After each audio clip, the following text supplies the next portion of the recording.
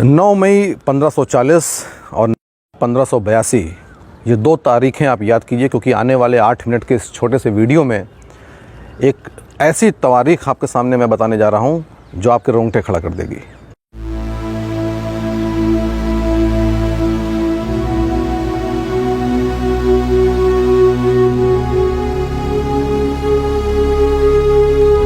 नमस्कार, मैं आलोक पांडे।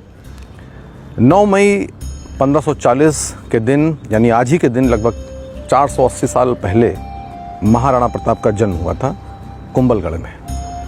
और महाराणा प्रताप की जब हम बात करते हैं तो सबसे महत्वपूर्ण घटना उनके जीवन की जो हर बच्चे को यहाँ पे मालूम है वो है हल्दी घाटी का युद्ध। हल्दी घाटी का युद्ध हुआ ही ऐसा था कि वो अपने इतिहास की पुस्तकों से कहीं जा नहीं सकता, भारतीयों की मानसिक प्रेरणा से कहीं जा नहीं सकता।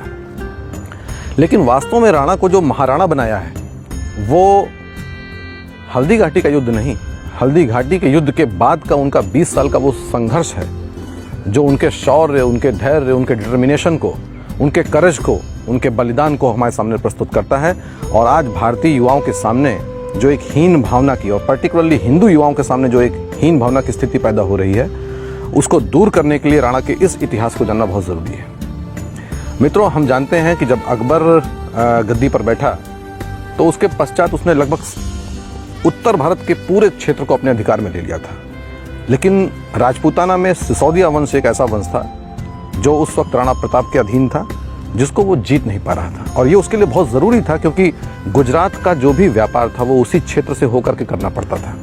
और एक दूसरा यानी स्ट्रेटेजिक पॉइंट ऑफ व्यू से भी ये इसलिए महत्वपूर्ण था क्योंकि सारी राजपूत सेना उसके सामने घुटने टेक चुकी थी सिवाय सिसोदिया वंश के। और जब तक वो उनके अधीन नहीं आता था तब तक पूरे राजपूताना की, पूरे हिंद की जो एक सॉवरेनिटी है वो उसके पास नहीं आ सकती थी।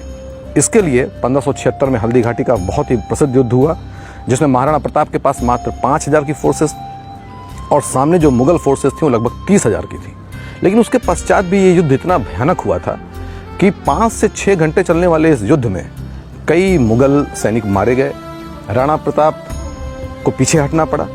चेतक का शौर्य हम इसमें देखते हैं जिसमें वो उनको सुरक्षित स्थान पर लेके जाता है, अपने प्राणों की आहुति दे देता है।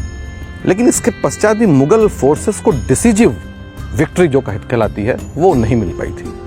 महाराणा प्रताप कुंभलगढ़ और उदयपुर के क्षेत्र में चले गए थे और ये इतनी भयानक लड़ाई थी कि मान सिंह और बाकी मुगल फोर्सेस राणा प्रताप के पीछे उनको पकड़ने के लिए जा भी नहीं सकी, क्योंकि उनको मालूम था कि ये कहीं छुपे होंगे और फिर से अटैक करेंगे, हम बुरी तरीके से हमको हर्ट होगा। इसलिए मान सिंह वापस चले जाते हैं। जब वापस जाते हैं तो अकबर इतना नाराज होता है कि वो उनको अपने राज दरबार में घुसने नहीं देता है। जो बाकी मुगल सूबेदार और सेनापति गए थे उन सभी को डिमोट करता है, यानी उनका जो एक मनसब का सिस्टम था उस मनसब में सभी को डिमोट किया जाता है, सभी के स्टेटस को नीचे कर दिया जाता है। आप समझ सकते हैं कि अकबर को कितनी तकलीफ हुई होगी। इसके पश्चात असली संघर्ष और असली युद्ध इसके बाद शुरू होता है। महाराणा प्रताप जंगलों में और कुंभलगढ़ के आसपास के एरिया में रहते हैं। अकबर यहीं पर चुप नहीं होता है।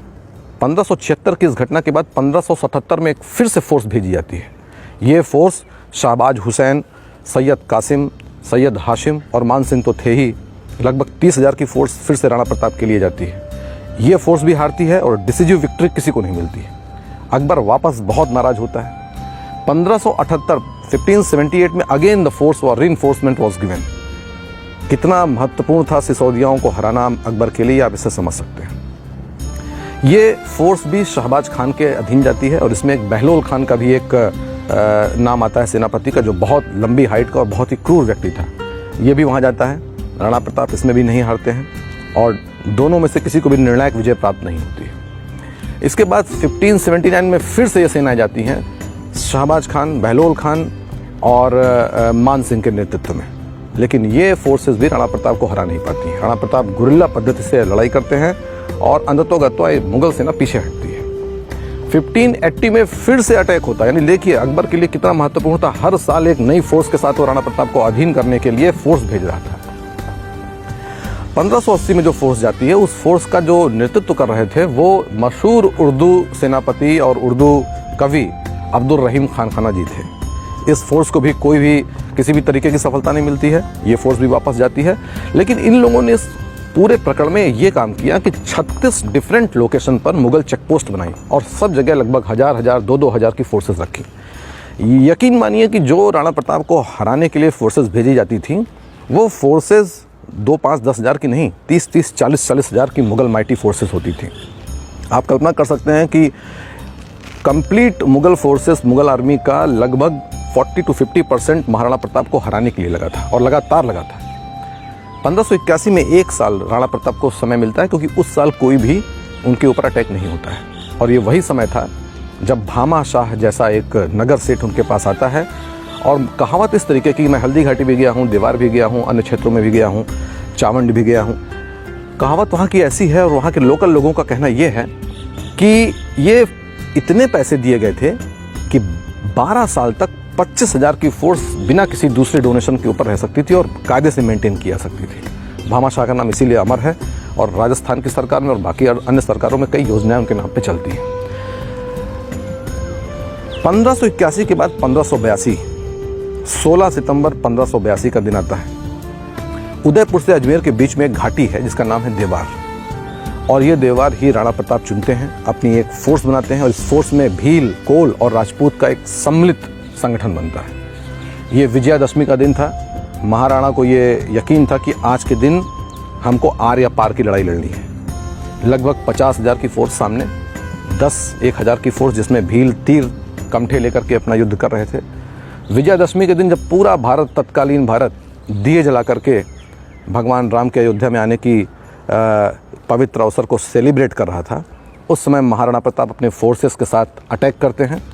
ये वही इम्पॉर्टेंट युद्ध है जिस युद्ध में बहलोल खान को राणा प्रताप ने तलवार के एक वार से 2 फाड़ कर दिए थे। और 1582 में विजयादशमी के अवसर पर 1971 के बांग्लादेश वार में जो 90,000 सैनिक भारत के सामने बांग्लादेश में सरेंडर करते हैं, उसके बाद नंबर 2 का इन known history of India biggest surrender होता है। 36,000 मुगल आर्मी के सिपाही महाराणा प्रताप के सामने सरेंडर करते हैं। ये पूरे दिन चलने वाला ऐसा भयानक युद्ध था जिसमें डिसिसिव हार होती है मुगल आर्मी की, और चित्तौड़ को छोड़कर, केवल चित्तौड़ के किले और उसके आसपास के एरिया को छोड़ करके कंप्लीट मेवाड़ महाराणा प्रताप के अधीनता में आ जाता है, जो उन्होंने शपथ खाई थी कि मैं उदयपुर के या किसी भी महल में जाकर के रहूँगा नहीं, मैं कभी भी पलंग पर नहीं सोऊंगा जब तक मुझे ये डिसिसिव विक्ट्री नहीं मिल जाती। ये विक्ट्री लगभग इनकी ये जो उन्होंने प्रतिज्ञा ली थी, ये प्रतिज्ञा लगभग पूरी होती है और महाराणा बनने का जो उनका सफ़र वहाँ ख़त्म होता है। ये इतनी डिसिसिव हार थी कि इसके पश्चात अकबर को 1584 में वापस आना पड़ा। 6 महीने तक उसने वहाँ कैंप किया, उसके बावजूद महाराणा प्रताप को नहीं हरा पाया और वापस आगरा चला गया। लेकिन ये जो बैटल ऑफ देवार है, ये दीवार इंडियन हिस्ट्री में आपको कहीं नहीं मिलेगी, या इसका उल्लेख भी किया जाएगा तो केवल 1 लाइन या 2 लाइन में किया जाएगा। मैं खुद IAS की तैयारी करते समय हिस्ट्री को एज ऑप्शनल मैंने पढ़ाई की है, बहुत पढ़ाई की है, 6-7 साल पढ़ाई की है और बहुत किताबें पढ़ी हैं। लेकिन जो बैटल ऑफ दीवार है, ये बैटल ऑफ दिवेर हमको कहीं भी दिखाई नहीं पड़ती, या दिखाई भी पड़ती तो 1-2 लाइन में। भारतीय युवाओं, विशेष रूप से हिंदू युवाओं में जो हीन भावना की भावना है और वो इन्फीरियरिटी कॉम्प्लेक्स से अपनी नज़रें नीचे करके चलते हैं, उनके लिए जानना बहुत ज़रूरी है।